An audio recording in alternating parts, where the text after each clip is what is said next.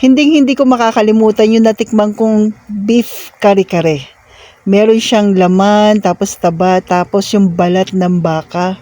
Grabe, ang sarap po na yun. Kaya gumawa po tayo ng low carb beef kare-kare. Siyempre yung natikman ko before ay hindi siya talaga low carb.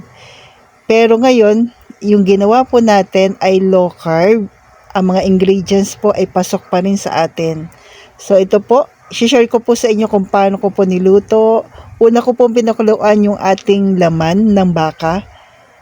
Then after niyang pakuluan, tsaka ko po nilagay po yung ating balat naman ng baka. Kasi nabili ko po ito, napakuluan na raw po. Kaya ilang minuto na lamang ko siyang pinakuluan.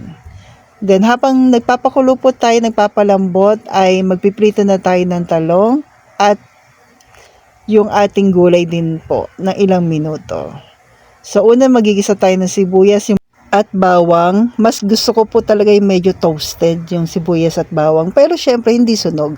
Then yung ating sabaw ng pinagpakuluan po ng beef para mas malasa. So yan po yung nilagay natin. Then pampakulay ko po annatto powder from Grindahan. Yan. Then, yung ating peanut butter po, ilalagay din natin maya-maya.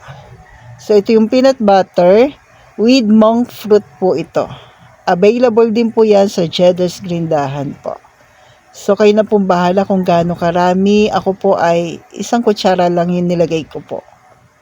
Dahil medyo mataas din sa carbs yung peanut. At ito po, hindi ito peanuts, pero almond nuts para mas mababa po sa carbs. Kaya tinawag ko siyang kare-kare espesyal. O, di ba po? So, kakaiba po ang lasa. Mas masarap siya. Actually, first time ko maglagay ng almond nuts o almond nuts na powder.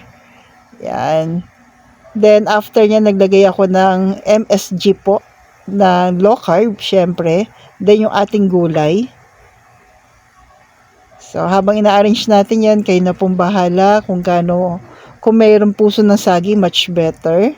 Yan, yung puso po ng saging kasi yung saging out sa atin. Pero yung puso ng saging, pwede po sa atin. So, nilagay ko na rin po yung beef natin.